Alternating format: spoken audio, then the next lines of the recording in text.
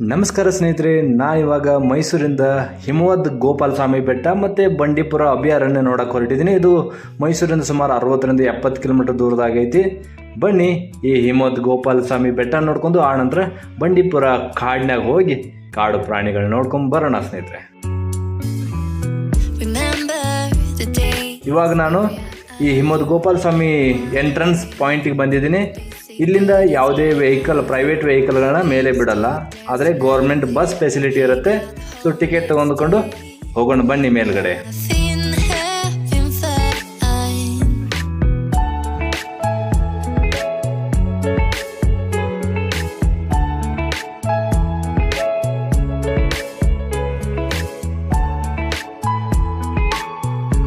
ಇದೊಂದು ಎತ್ತರವಾದ ಬೆಟ್ಟ. ಈ ಬೆಟ್ಟದ ಸುತ್ತಮುತ್ತ ಎಲ್ಲ ಕಾಡಿದೆ. ಆ ಕಾಡು ಪ್ರಾಣಿಗಳು ಇರ್ತಾವೆ ಅನ್ನೋ ರೀಸನ್ಗೋಸ್ಕರ ಯಾವುದೇ ರೀತಿ ಪ್ರೈವೇಟ್ ವೆಹಿಕಲ್ಗಳನ್ನು ಬಿಡಲ್ಲ. ಆದ್ದರಿಂದ ಗೌರ್ಮೆಂಟ್ ಬಸ್ ಫೆಸಿಲಿಟಿ ಮಾತ್ರ ಇದೆ. ಸೊ ಆ ಬಸ್ಸಲ್ಲೇ ಹೋಗ್ಬೇಕು ಎಲ್ಲ ಜನ.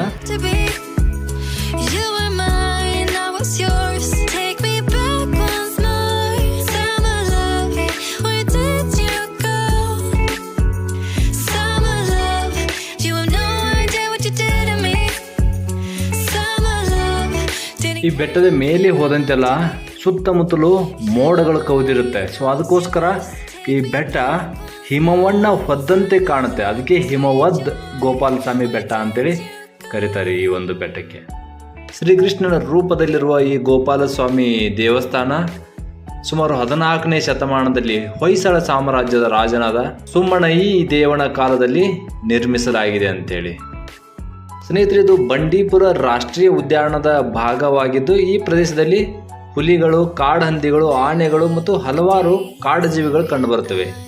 ಬೆಟ್ಟದ ಮೇಲೆ ಸುಂದರ ಹಸಿರು ಕಂದಗಳು, ತಂಪಾದ ಹವಾಮಾನ ಮತ್ತು ಹಿಮದಂತೆ ಕಾಣೋ ಹೊಗೆ ಕಾಣಿಸ್ತದೆ ಇಲ್ಲಿ ಎಲ್ಲ. ಬನ್ನಿ ಈ ಹಿಮವದ್ ಗೋಪಾಲಸ್ವಾಮಿ ಬೆಟ್ಟದಿಂದ ಇವಾಗ ಕೆಳಗಡೆ ಹೋಗೋಣ. ಮತ್ತೆ ನಮ್ಮ ವೆಹಿಕಲಲ್ಲಿ ಬಂಡೀಪುರ ಕಾಡಿನೊಳಗಡೆ ಹೋಗಿ ಕಾಡು ಪ್ರಾಣಿಗಳನ್ನ ನೋಡ್ಕೊಂಡು ಬರೋಣ ಸ್ನೇಹಿತರೆ.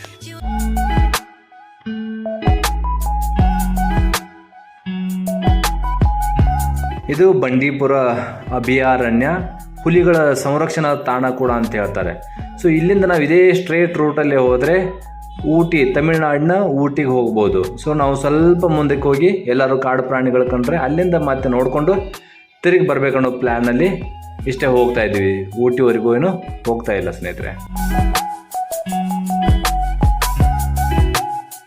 ಇಲ್ಲಿ ನೋಡಿ ಸ್ನೇಹಿತರೆ, ಅದ್ಭುತವಾದ ಪ್ರಾಣಿಗಳು, ಜಿಂಕೆಗಳು ಎಸ್ಪೆಷಲಿ ಎಷ್ಟೊಂದು ಇವೆ ಅಂತೇಳಿ.